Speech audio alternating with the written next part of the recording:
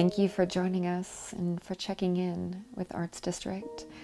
Whether she is creating a magazine or a do-it-yourself crafting business or a women's social circle or a cookie company, entrepreneur Mundi Ross pretty much does it all. Her latest venture is a gorgeous venue and bar, ALMAGRE, which means reddish clay, and this is here in Colorado Springs. And of course, the weddings and nonprofit events and other occasions that are celebrated here all came to a halt this past month. Mundi's business is new and she is playing it by ear. You know, being 7 months into a business, comes with a lot of unknowns. The saving grace, I think, for me right now is knowing that I have a business partner. This is the first venture that I've ever done that I have a business partner, because I don't feel alone. We're just kind of navigating it as it comes, but it's packed with a lot of unknowns. Obviously, with COVID affecting hospitality, I had to make some serious shifts. It's forced me to be home, and it has been interesting making that shift. Well, my identity for the last 5 or 6 years as an entrepreneur has been so wrapped up in starting business and being an entrepreneur. And so to have to stop doing that and completely pivot and become a stay-at-home mom once again because my son lost childcare, I've had to get really creative. And one of the things that has been lost over the years is the creative outlet, like the tangible experience of creating art.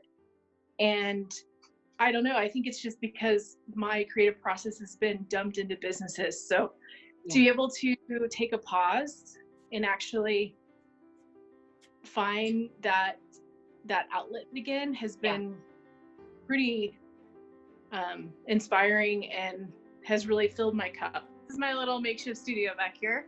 So it used to be just a catch-all room, and probably 6 months ago I was like, I gotta do something.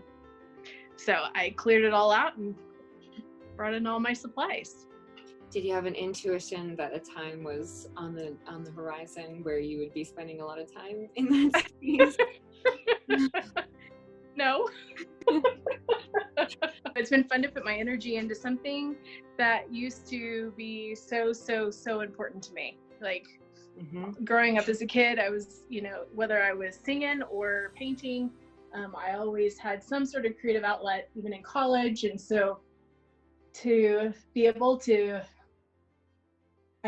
refine myself in this experience has been, I hope it doesn't go away, I guess is what I'm saying. Is I hope that once, the virus calms itself and we get back to living a quote unquote normal life, that I will continue to create space as an artist to continue to, play.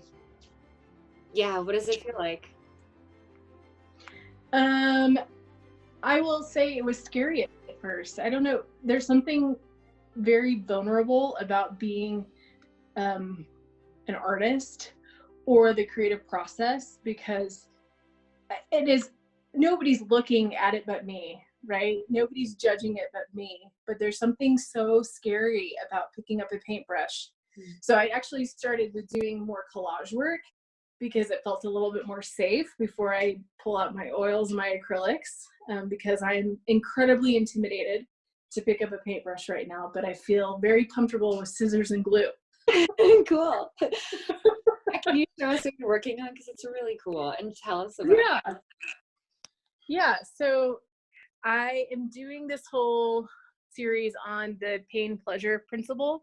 Basically the idea that all of the decisions we make in life evoke either pain or pleasure. And so I found this really cool ledger from the 1940s. I'm going to turn on my light so you can kind of see. And then I found a bunch of really great old photographs from the 40s as well that kind of speak to the pleasure side of things. So with the economy the way it is, the uncertainty of the time, this felt very pertinent to what's happening right now. And just kind of looking at dollars and cents and how we're choosing to spend our money. So that's just kind of the story that I'm trying to tell in this series. I love it. Thank you. It's a side of you that I don't know, and it's so freaking cool. Yeah, it's really fun because it's a side that a lot of people don't know. And when I put myself out there on social media a couple of days ago or yesterday, I got a lot of feedback like, oh my gosh, that's beautiful. I had no idea. Because it is something that I just kind of let die over time, life, Yeah. seasons. You know, a silver lining from this, I really am excited to see what happens as creatives, what comes out of this kind of quarantine time. Like, I know you as a creative have probably nonstop been writing and been in the studio, right? I'm like, I want to open up my venue and do like a show or something. Like Yeah. everybody who's been creating and doing their thing while we're kind of cooped up. Like, I'd love to see what we come up with. Yeah. It's gonna That be is beautiful.